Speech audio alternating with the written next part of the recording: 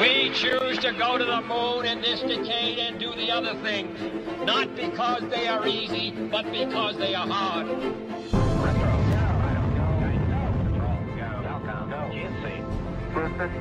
Tranquility Base here. The Eagle has landed. We set sail on this new sea because there is new knowledge to be gained and new rights to be won, and they must be won and used for the progress of all people.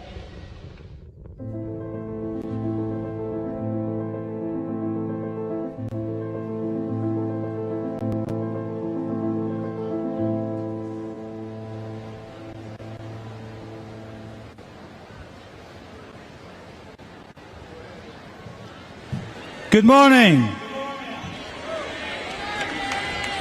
Welcome to Rice. I'm David Alexander, the Director of the Space Institute here at Rice University. I'm so very honoured to be here sharing this moment together with all of you. Today we remember the iconic speech that President John F. Kennedy gave here at Rice Stadium exactly 60 years ago.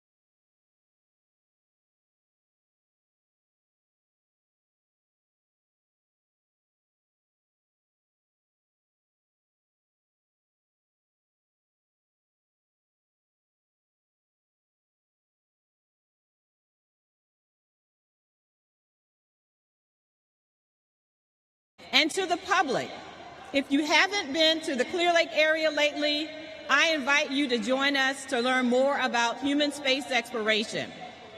Giant leaps start here. We have a very special guest joining us this morning. Administrator Bill Nelson has served in public office for over 4 decades. First in the state legislature and U.S. Congress, then as a state treasurer. He was elected 3 times to the United States Senate, representing Florida for 18 years. In 1986, Administrator Nelson flew on the 24th flight of the space shuttle.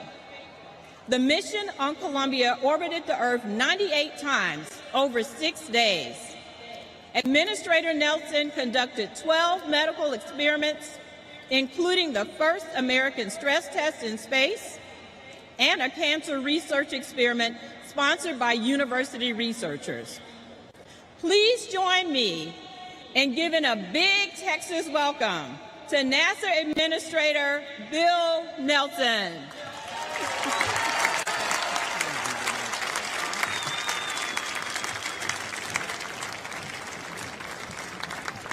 If it's any consolation to you students, it was as hot 60 years ago in this stadium with the president as it is today. Director Wyche and members of the NASA family, President DesRoches and the Rice community, Chairwoman Eddie Bernice Johnson, my friend Representative Brian Babin, my very good friend Sheila Jackson Lee, my old friend Al Green, my new friends Sylvia Garcia and Lizzie Fletcher, and Mr. Mayor Turner, and of course the educators and students from the Houston Independent School District. So thank all of you for being here. I'm going to be merciful to you because I'm going to be short.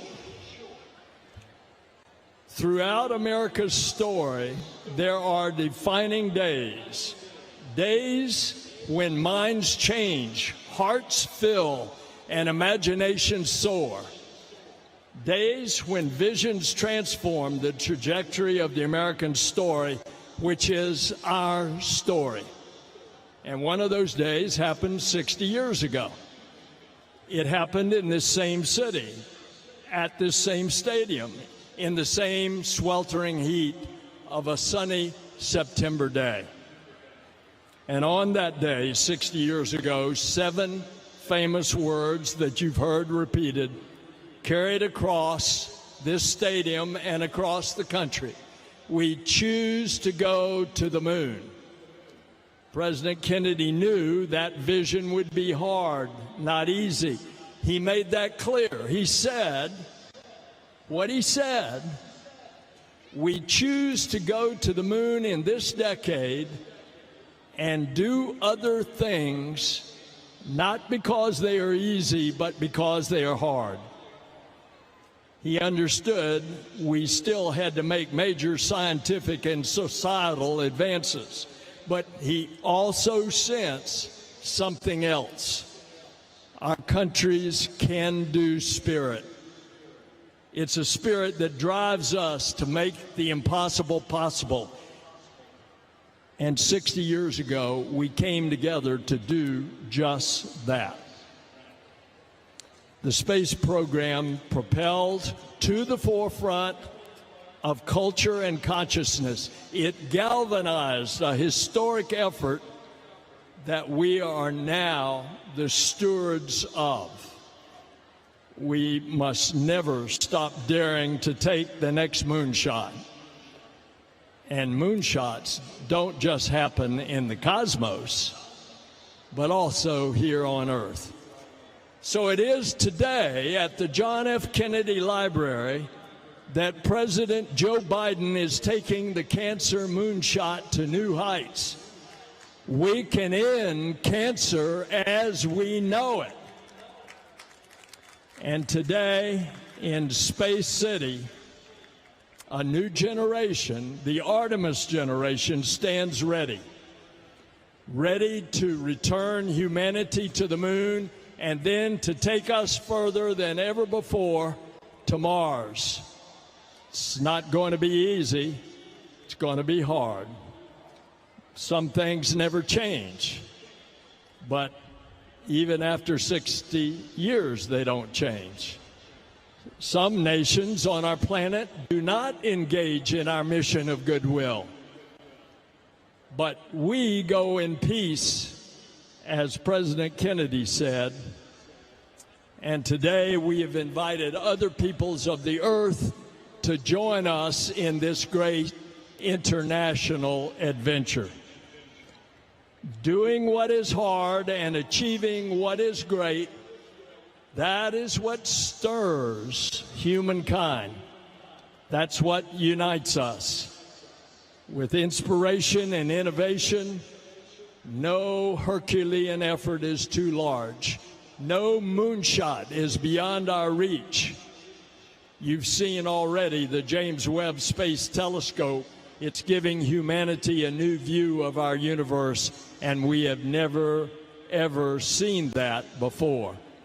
And from the new forming of stars to devouring black holes, this telescope is revealing all this and more. And now the Artemis generation is about to leave quite a mark. This generation, all of you, students from all over America, students throughout the world, this generation will choose to go to Mars. And that journey begins right now with humanity's return to the moon. Obviously, we had all hoped that Artemis 1 would already be on the way to the moon. But the NASA team has been working around the clock. Their resolve and perseverance are unrivaled. And I have full faith in this team and the mission. We will launch when we are ready, but mark my words, we are going. And when the final go is given, Artemis 1 will roar to life and soar to the moon. And every observation we make and every lesson we learn on this first Artemis journey prepares us and the way for humans to venture even further. Ladies and gentlemen, Mars is calling. Why? Because it's in our DNA to explore. Billions of years ago, the dry, toxic red planet we know as Mars might have once been like the Earth. Where did the water go? Why did the atmosphere change? Humans can discover much more than robotic explorers. We are more efficient, not to mention our intuition. And these missions of tomorrow will be sparked by the accomplishments of the Artemis generation today. It's a new era of pioneers, star sailors, thinkers, and adventurers. They are ready to learn what it will take to establish a new community on a cosmic shore. 60 years ago, President Kennedy put wind in our sails on the new sea of space exploration, and that mission is never ending. It's a mission about science and the advancement of the human spirit to expand what is possible. Let us continue the quest to unfold this universe, and let us continue to find unity in our discovery. So together, as Don Quixote reminds us, let us continue to dream the impossible dream that now becomes real. And then let us traverse the untouched terrain of the once unreachable stars. And as the President said, we ask God's blessing on this one of the greatest adventures in the history of humankind. God bless you, God bless Artemis, and God bless our country. Thank you.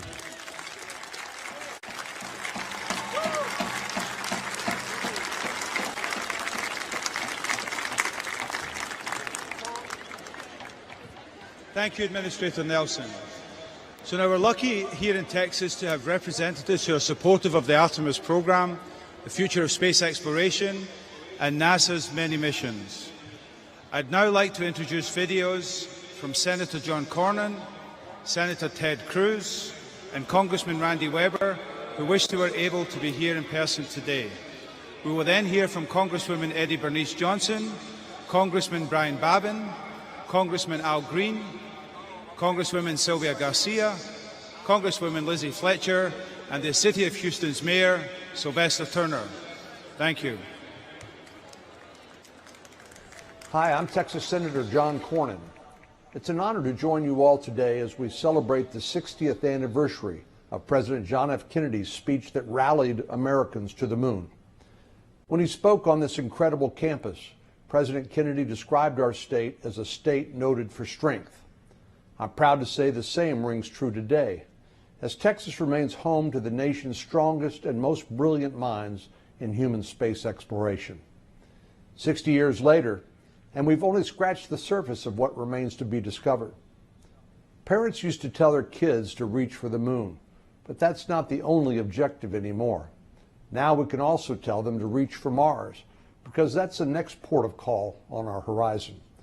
As we look ahead at the next 60 years, I have no doubt that many of you will fill the pages of history with triumphant achievements, including those being dreamt by the young minds in attendance today. May God bless you, may He bless the men and women of our nation's space program, and may He continue to bless the United States of America. Good morning, and welcome to Rice Stadium, where we gather today to remember the historic events that took place right here on this very day 6 decades ago. On September 12, 1962, President John F. Kennedy famously gave a speech about why we as a nation choose to undertake the bold endeavor of traveling to the moon. Today I'm here to echo the sentiments of President Kennedy and a nation yearning to explore the final frontier, as NASA embarks on a journey to reignite the space age, planning missions to the moon and Mars. In the words of President Kennedy, we choose to go to the moon in this decade and to do the other things, not because they are easy, but because they are hard. Because that challenge is one that we are willing to accept, one that we are unwilling to postpone, and one which we intend to win. Just as we chose then to go to the moon, today we choose to go back to the moon, and after that we choose to go to Mars. The prospect of achieving these goals wouldn't be a reality without the tremendous work of all of you here in Houston. Houston and Texas has been the hub of human spaceflight for the past 60 years and will continue to be for at least 60 to come with the help of the next generation of innovators like the Rice Owls and the HISD students in attendance today. The contributions of hardworking Texans in the space industry and talented young Houstonians like yourselves are just a few of the many reasons I am so proud to serve the Lone Star State. May God continue to bless the United States, and may He bless all of you on the next greatest adventure on which man has ever embarked. Friends, as a member of the House Science, Space and Technology Committee and a representative of many great NASA employees and contractors, it's an honor to join y'all virtually. You know, I still remember President JFK delivering his famous speech 60 years ago. I know I'm dating myself here, but this speech was powerful about the challenge to land Americans on the moon. These words still remain true today. We choose to go to the moon, Not because it's easy, he declared, but because it's hard. And 60 years later, we have chosen to go to the moon and now on to Mars. What a moment in our nation's history. We will return to the moon. It wasn't easy to get there the first time, but we are ready. NASA has worked tirelessly, and I look forward to all the work they continue to do. There's no higher ground than space, and we have the technology and the experience to get there. If we could get to the moon in the 60s, and we did, we certainly can get there now. At the end of the day, it's just this simple. NASA reminds us to dream and to dream big. And because of them, we have come so far. Thank you to our great NASA. Thank you all. God bless Texas and God bless America. So listen to the poet. Hi, I'm Texas Senator John Cornyn. It's an honor to join you all today as we celebrate the 60th.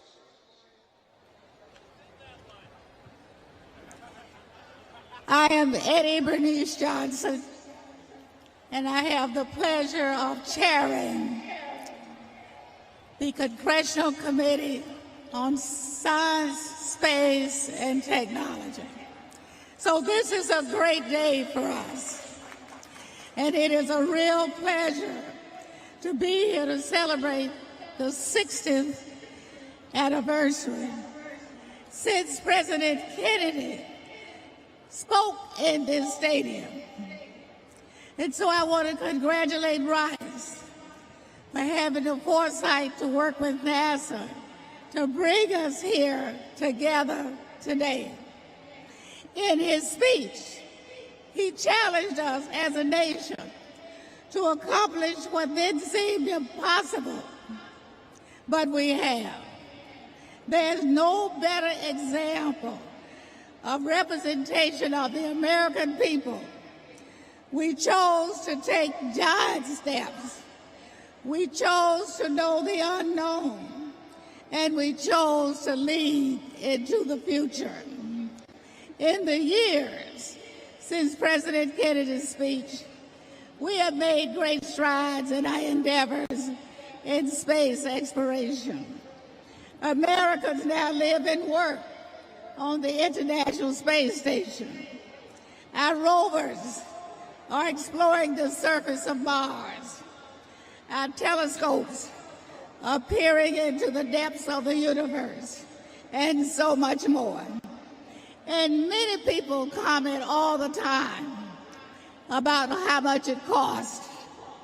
I want to share with you, for every dollar we invest, we get $7 back in services and materials. So as I look at this crowd today, I see the faces of rising generations. Nothing in my experience in working with this committee and students is more fascinating than space exploration. So we must encourage our young people to keep that interest. Our work is just really beginning. And soon, thanks to the Arabis program, you will have a chance to experience Americans once again landing on the moon.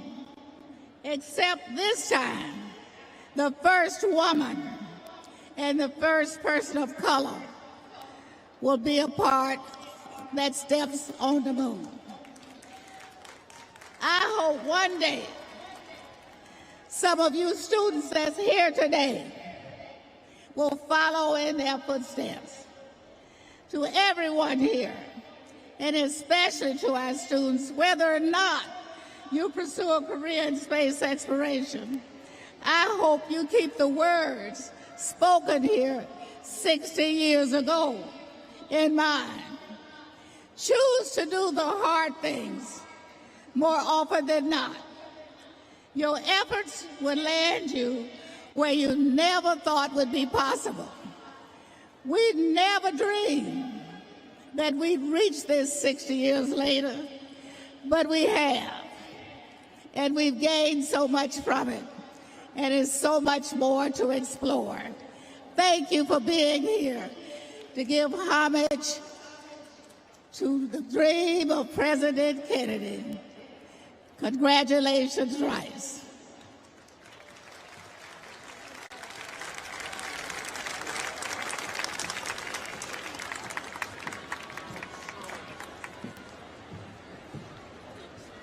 Thank you. I'm Brian Babin. I represent the 36th District, and I have the great honor of representing Johnson Space Center. What an honor to be out here today.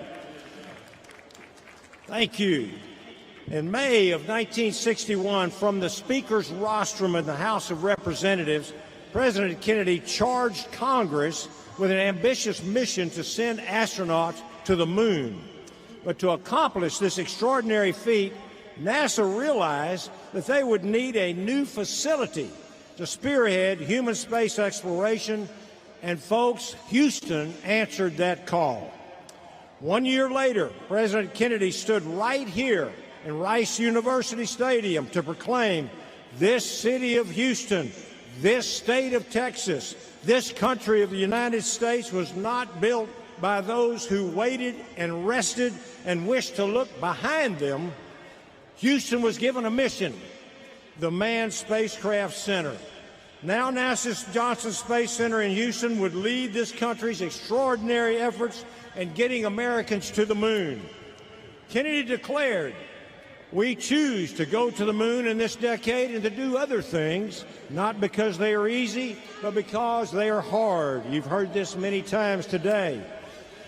But because that goal will serve to organize and measure the best of our energies and skills, because that challenge is one that we are willing to accept, one we are unwilling to postpone, and one that we intend to win, and the others too. As you all know, in 1969, America accomplished the goal of landing a man on the moon and returning him safely to Earth, a feat never before achieved by any other country, and we did it 5 more times.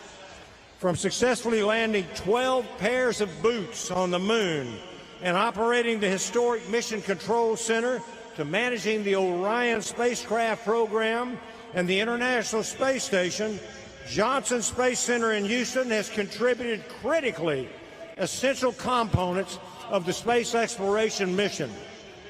None of this would have been possible without the collaboration of entrepreneurs and academic minds right here in Houston and right here at Rice University.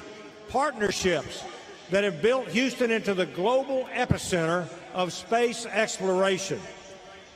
America is today, 60 years after Kennedy's remarkable proclamation, once again on the cusp of launching the most daring exploration program that humanity has ever seen, by sending astronauts back to the moon in pursuit of going even further where no one has ever gone before. And as Kennedy said in his address to Congress in 1961, now it is time to take longer strides, time for a great new American enterprise, time for this nation to take a clearly leading role in space achievement, which in many ways may hold the key to our future right here on Earth. I'm very, very proud of the work that's being done here, and I look forward to Houston continuing to take this great nation and the world to new, longer strides in human space exploration, to the moon, to Mars, and even beyond. I would like to echo some more words that President Kennedy used to close his speech 60 years ago. He asked, "I ask for God's blessing on the most hazardous, the most dangerous, and the greatest adventure on which man has ever embarked. The mission continues. Thank you, Houston." And now I'd like to introduce my good friend Al Green, who represents Texas' 9th Congressional District. Thank you very much.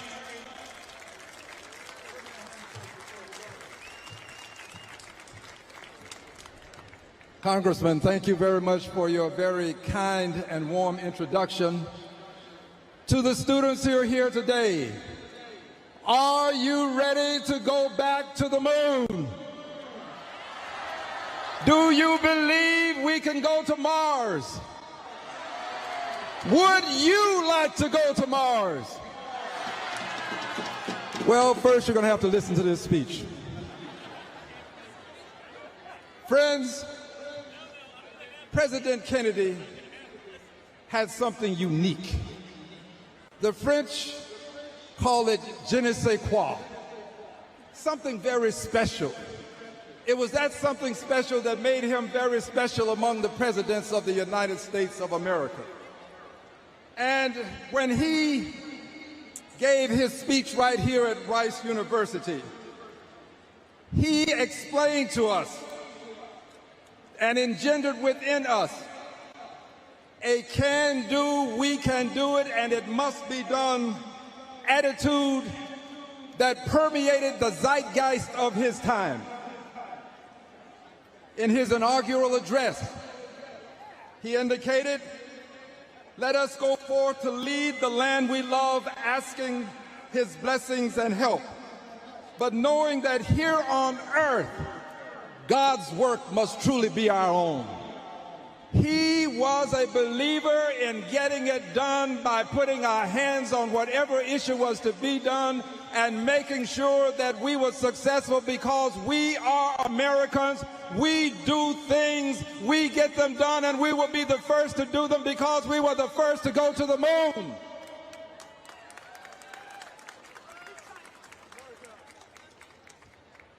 Nearly 2 years later, President Kennedy, this was after his inaugural address, reduced the impossible to the difficult.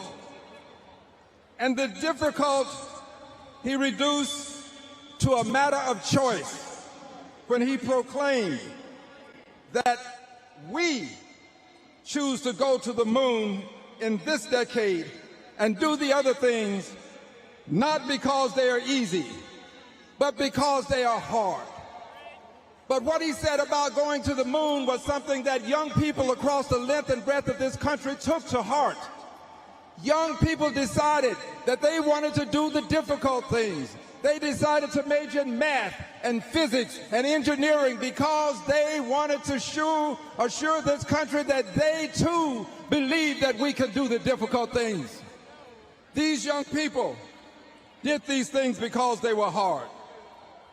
And his response, President Kennedy's response to the naysayers and doubting Thomases, was captured when he extolled, by way of exemplar, this city of Houston, Texas, this state, this country of the United States was not built by those who waited and rested and wished to look behind them.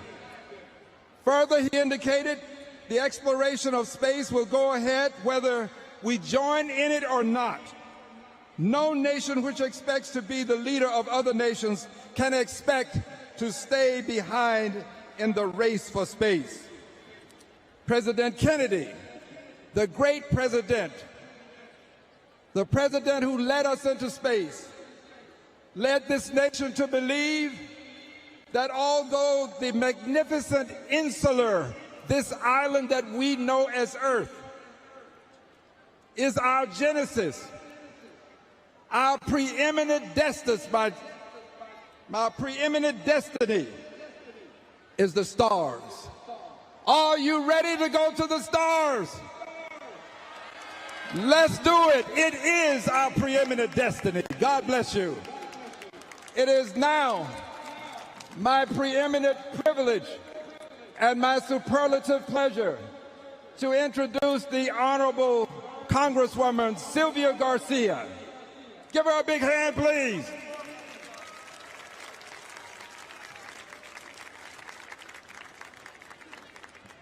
Thank you, Congressman.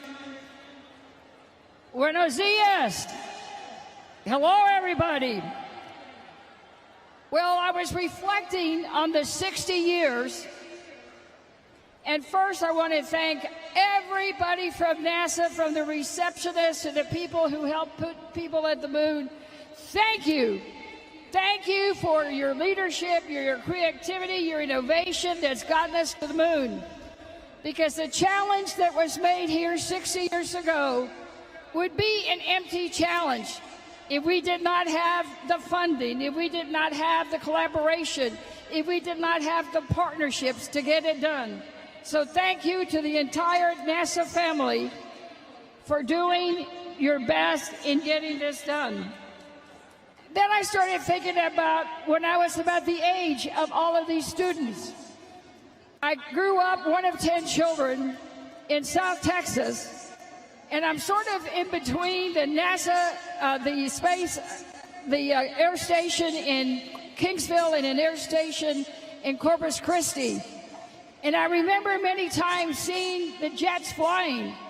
We'd rush out of the house and just watch the planes go by and wonder what it would be like to fly. Now kids today look at the moon and look at Mars and wonder what it would like to walk on the moon and later go on to Mars. That's what this is all about, is dreaming. So while we celebrate 60 years, I look forward to the next 60 to make sure that we choose to go to the Mars and more. In getting there, I want to thank and celebrate also NASA's commitment to diversity and inclusion. You heard it. Artemis will have the first woman and the first person of color to walk on the moon. That took a long time to do. We still remember Sally Ride, our first woman. We still remember Dr.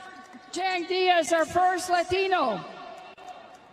But we need more, because just like HISD has kids that speak 122 languages, representing all kinds of countries, we want to make sure that the moon and Mars looks like HISD in Houston. So thank you, NASA, for your commitment and for your strength and moving forward.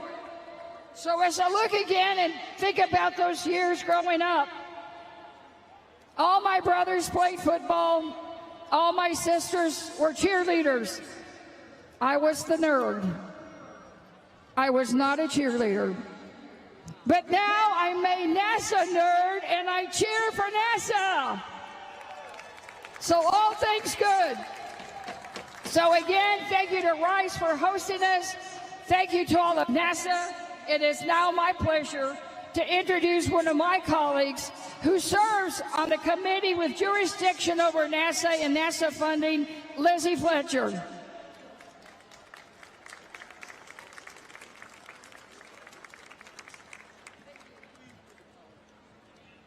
Thank you so much, Congresswoman Garcia. I am so glad to be with all of you today on this historic day where we stand again where President Kennedy stood 60 years ago and addressed the assembled crowd as well as the nation and the world. In that moment, he challenged Americans to continue the work to expand our understanding of the world around us and the universe beyond by exploring space. Man, in his quest for knowledge and progress, is determined and cannot be deterred, he told the crowd, explaining that no nation which expects to be the leader of other nations can expect to stay behind in this race for space. He did so, of course, as we've heard this morning, knowing that the work to bring together a broad coalition of the greatest minds, the most innovative thinking, and the most committed explorers would be a challenge. But we know here in Houston that that is the community that we have created here. And we often remember now, as just about every single speaker has reminded us, that he said we choose to go to the moon in this decade and to do other things not because they are easy, but because they are hard. Our country, our city, Space City, accepted this challenge. Across the country and around the world, people watched and dreamed and celebrated when just a few years later, Neil Armstrong took the first step on the moon. And most of us here, I think all of us here know that the first word ever spoken from the moon was Houston. Over the last 60 years, we have worked here in this city, here in this university, and here at NASA's Johnson Space Center to meet this challenge, to continue the search for knowledge and progress, and to do so, as President Kennedy said, in pursuit of peace. And we see that reflected so beautifully in those who are assembled here today, the students, the NASA alumni, the community members, the people here in this community who have taken that challenge. President Kennedy challenged all of us as Americans to come together for the good of all mankind. And that remains our challenge. And that is the work of those who are here today, Administrator Nelson, Director Wyche, President DesRoches, and so many others whose lives and work reflect this vision and this commitment. And so today, I hope that this 60th anniversary commemoration inspires us all to commit ourselves again to this purpose, to this vision that President Kennedy laid out right here 60 years ago, to the challenge of doing the learning and the leading so that together we can make progress for all. And with that, I am so proud to introduce a man who personifies that spirit, Houston Mayor Sylvester Turner.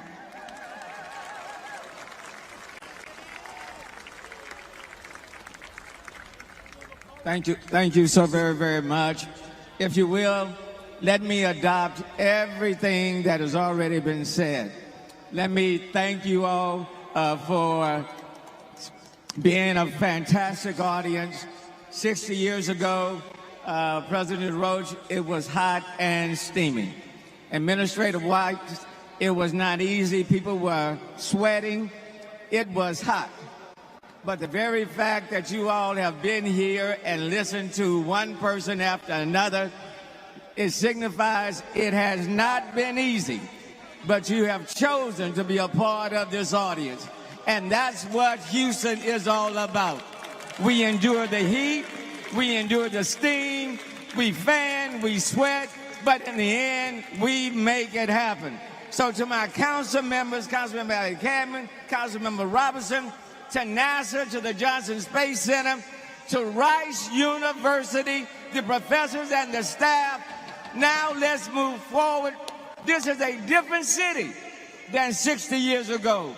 We are more diverse, we are even smarter, we are more prepared, and we are ready to make it happen. Now let's go back to the moon, let's go to the Mars, and I'll see you down the road. Let's enjoy.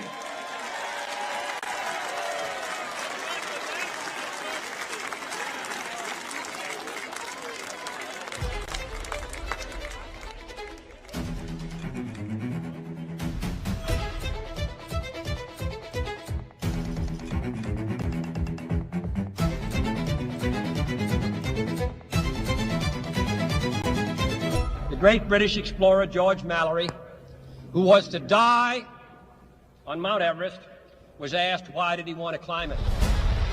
He said because it is there. Well, space is there, and the moon and the planets are there, and new hopes for knowledge and peace are there. And therefore, as we set sail, we ask God's blessing on the most hazardous and dangerous and greatest adventure on which man has ever embarked.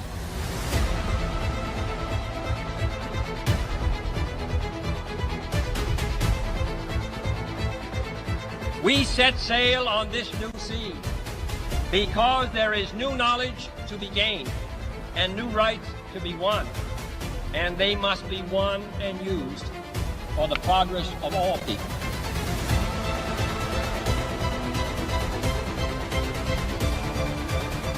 Space and related industries are generating new demand in investment and skilled personnel. The growth of our science and education will be enriched by new knowledge of our universe and environment. To solve these mysteries, to solve them for the good of all men.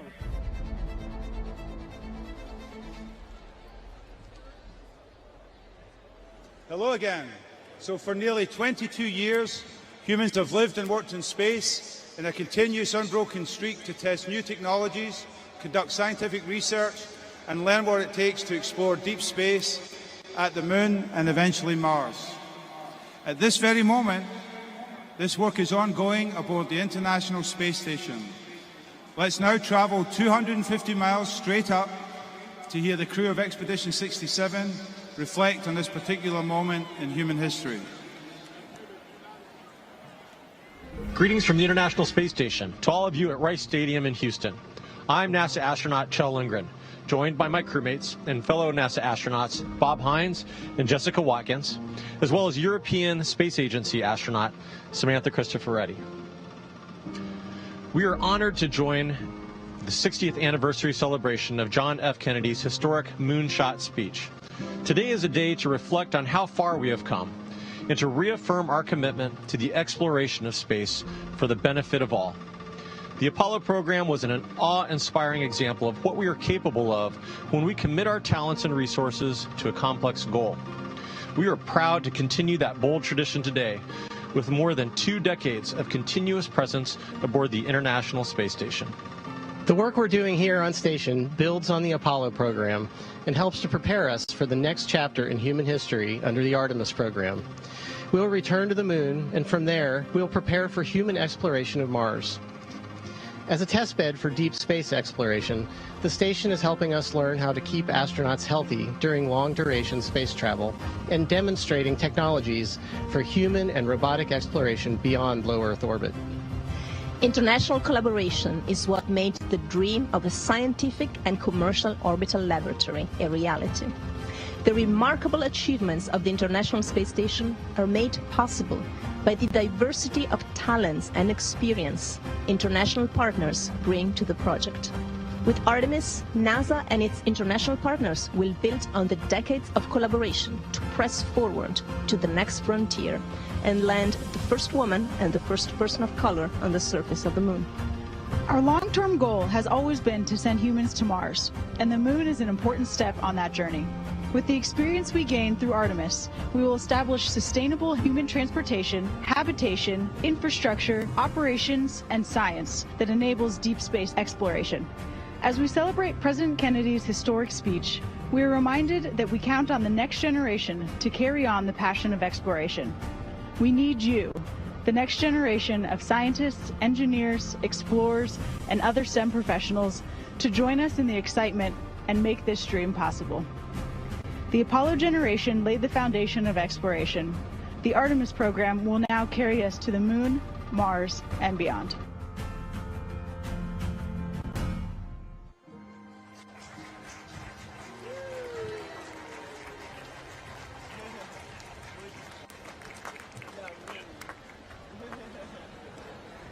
Good morning. At the time of President Kennedy's speech, I was a cadet at the French Air Force Academy. Like many other young people on the planet, I understood that a new era of space exploration had begun. I understood that fantastic doors were quickly opening over our heads, and I realized that our dreams would impose efforts and sacrifices, and occasionally losses. One phrase in President Kennedy's speech remained in my mind and helped sometimes. If this capsuled history of our progress teaches us anything, It is that man, in his quest for knowledge and progress, is determined and cannot be deterred. Thanks to President Bush to space exploration, each of us in the job got his or her inspirational lesson. I was not alive when President Kennedy made his speech here in this stadium, but I was a 4-year-old living in Houston when we first walked on the moon. I remember being in my backyard with my parents and my older sister looking up at the moon that was rising over the roof of our house. I remember my parents saying something to the effect of, "We have people there." It was then that I decided I wanted to be an astronaut. The part of President Kennedy's speech that always resonated with me is that iconic line about doing things because they're hard. But then it's the next phrase. He said, because that goal will serve to organize and measure the best of our energies and our skills. It was certainly true then, and it is still true now. Big, difficult challenges demand the best of our energies and our skills and our humanity. The future of humanity through space exploration depends on the strong acceptance of ethical values that should already drive our civilization. All of us, space travelers, can witness that the more we climb, the more we forget about the struggles on Earth, and the more we feel the fragile soul of our beautiful home planet. The full beauty of the Earth appears with distance, and we can appreciate thanks to the amazing discoveries of the Hubble and James Webb telescopes. Jean-Loup, you are right about the beauty of the Earth. Looking down from the space station, one has a unique vantage point to take in the wonders of our planet. The continents, the oceans, the clouds. You can see that we are all one together on our precious and, yes, our fragile Earth. Turning one's gaze to the stars, you can feel the enormity of the universe. You know that we need to continue to explore, and we need to continue it in peace and harmony together. Let's us all preserve the beauty of our planet and get ready to pursue on the same ship the fantastic odyssey of space exploration. And we are doing that right now on a launch pad at the Kennedy Space Center is our first Artemis rocket. Very soon, we'll be launching once more towards the moon. NASA is working with our commercial partners and international partners to establish the first long-term presence at the moon. Jointly, we will venture out into our solar system to explore and see and understand. We will do it together for the benefit of all humankind. Space is a peaceful place where international cooperation is a success. And this is a kind of a joke.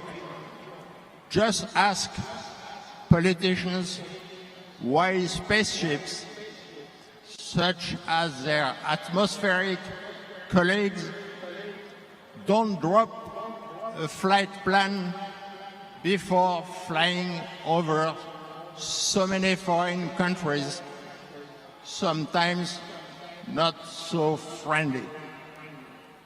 Thanks, America, for your international cooperation initiative.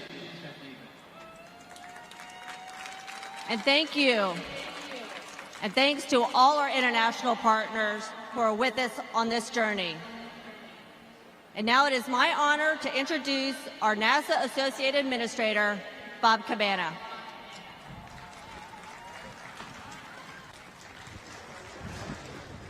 Thank you, Shannon. All right. We are going. Now, as JFK declared 60 years ago, we are choosing to go. And we're going together. We're going because of our unified goal and the strength that comes from our diversity. The impact of Apollo and the achievement of bold exploration goals has rippled out in ways that would be impossible to precisely measure. We not only went to the moon, but we are now looking at stars formed in the earliest parts of our universe. We're flying helicopters on Mars, and we're using advancements in technology and science to understand our own home planet, Earth.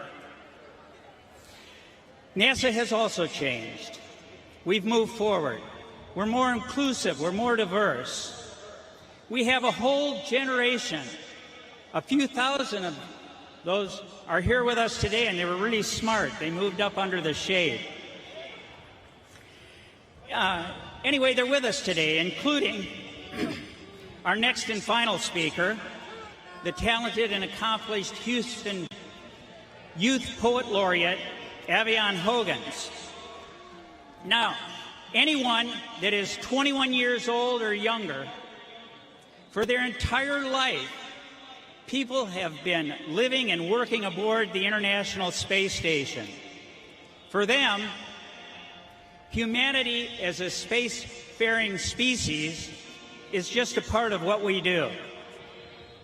I had the extreme good fortune to fly 4 space shuttle missions as a NASA astronaut, and I often get asked which one was my favorite. And it's easy. It was my last one, the first assembly mission of the International Space Station. And one of my crewmates, Rice alum, Dr. Jim Newman, is here in the audience today. Since November 2nd of 2000, humans have been continually living and working in space. That's significant. It impacts the way we see the world. It's why I always encourage people to get out, look up, watch it fly overhead. Now, if you missed it at 5:30 this morning, I doubt most of you were out then, weather permitting, there's another 4-minute opportunity at 8:30 this evening as it comes over Houston. I love to watch it pass over and know that my friends are up there, advancing technologies we need for the new Artemis missions to the moon and paving our way to the future. Today's students, those here with us today, and in classrooms throughout the country and around the world, have not seen us send people to the moon yet. But they will. We are going. We are going to explore the unknown. What is life like on the south pole of the moon? What can we learn from the formation of our own planet by being on the moon? How can we live further away from Earth? Our goals are ambitious. It's not easy, but we can accomplish hard things. We dare mighty things. We are so close to launching the first Artemis mission with our Mega Moon rocket, the Space Launch System, and the Orion crew capsule with 4 astronauts. We're going to put those spacecraft through a rigorous mission without crew in the extreme environment of deep space to prove we're ready to fly crew on the Artemis II mission. On this first Artemis mission, Orion will fly further from Earth than any spacecraft built for humans has ever flown, and stay in space longer without docking to a space station than any ship has ever done before. And then it will return home faster and hotter than ever before. Astronauts on their first flight aboard the Orion spacecraft on Artemis II will lead the way so we can land the first woman and the first person of color on the moon on Artemis III. These early missions will enable future lunar surface missions, preparing us to send astronauts to Mars. You are living in an incredible time for human spaceflight, and I hope that you are as excited about it as I am. The scientific discoveries we'll make on these missions will enable humanity to learn more about our universe. And Artemis is just one part of what we're doing at NASA. We have a place for you, no matter what. Come join us. It doesn't matter what you're passionate about, it just matters that you're passionate. That's where it all starts. Avian, I am so looking forward to you sharing your poem with us. I can't wait to hear what poems you're going to write and compose after the first woman and first person of color step down on the surface of the moon. So let's keep charging. But don't forget, keep looking up. See the stars, and look for the space station. And wave hello to those astronauts up there as we go to the moon and further with Artemis. Thank you.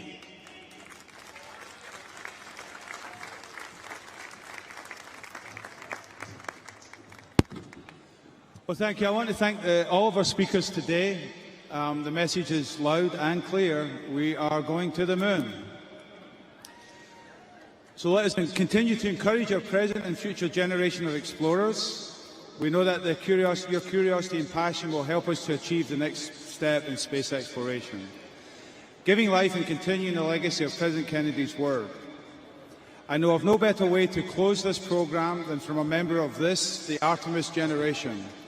It gives me great pleasure to introduce Avalon Hogans, Houston's Youth Poet Laureate, and our proud Rice University freshman, who will give a special rendition of her poem, The Skyline of Mine. Avalon.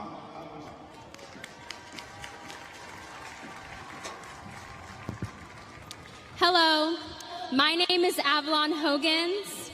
Along with being Houston's Youth Poet Laureate, I am also a freshman here at Rice University. I wrote a poem entitled Skyline of Mine. It's about Houston. As a native Houstonian, many things make me proud to live here. I am proud to attend the 6th best school in the nation. I am proud to be here today to commemorate such a monumental occasion. I feel a special connection with NASA. My grandmother worked there for many years as a government worker and even received a letter from President Obama before her retirement honoring her work at NASA. My grandmother inspires me daily to be resilient and to follow my dreams. And I see this also in the city of Houston. That's what's so great about Houston. It's full of talented, hardworking individuals who inspire one another. This inspired my poem, Skyline of Mine, which is about how the people make this city so bright. I was born and raised here in the 4th Ward area as a shy kid who loved to write but was scared to speak her mind. But as I got older, I uncovered more and more about how truly unique and beautiful Houston's art and culture is here. It has been impossible to deny my own aspirations. Houston is full of creation and innovation, from the museum district to the med center to our own neighborhoods and the stadium we're in right now. I feel so proud to grown up to be a Houston artist. I hope one day I can inspire others to shine and reach for their own stars too. Skyline of Mine. My heart beats along to the foot traffic of downtown, sidewalk sky meets my potential. Skyscrapers point me to my limitless limits. I hold my head high because I'm H-Town bound. Our culture, so influential, paints such a beautiful and diverse image. My city sparks hope. My city gives light. My city's my only home. And locally made, my city's my birthright.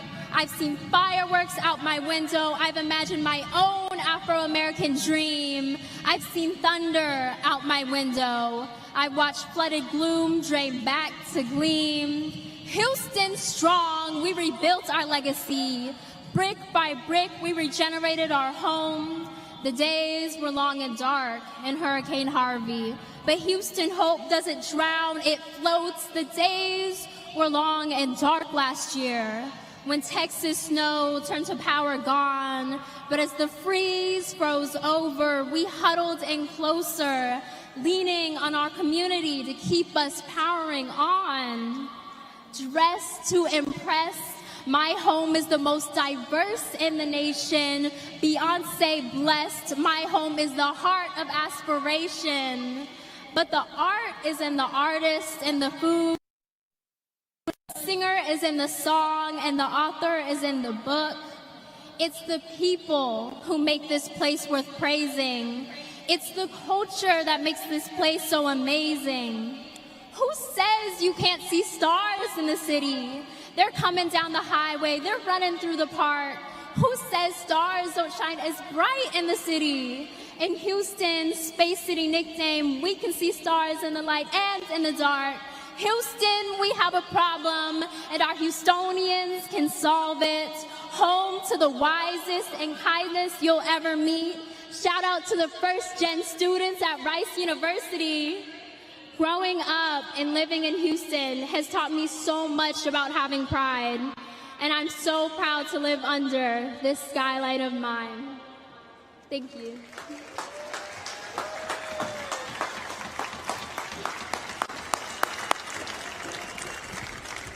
I actually didn't think it was possible to get goosebumps away from one of the ideals and visions for Houston. So before leaving the stage to the Rice Marching Owl Band, I want to thank you all for being our guests at this very special celebration, and to remind you that the future in space starts with you. Please enjoy the exhibit space and have a safe journey home. Thank you all.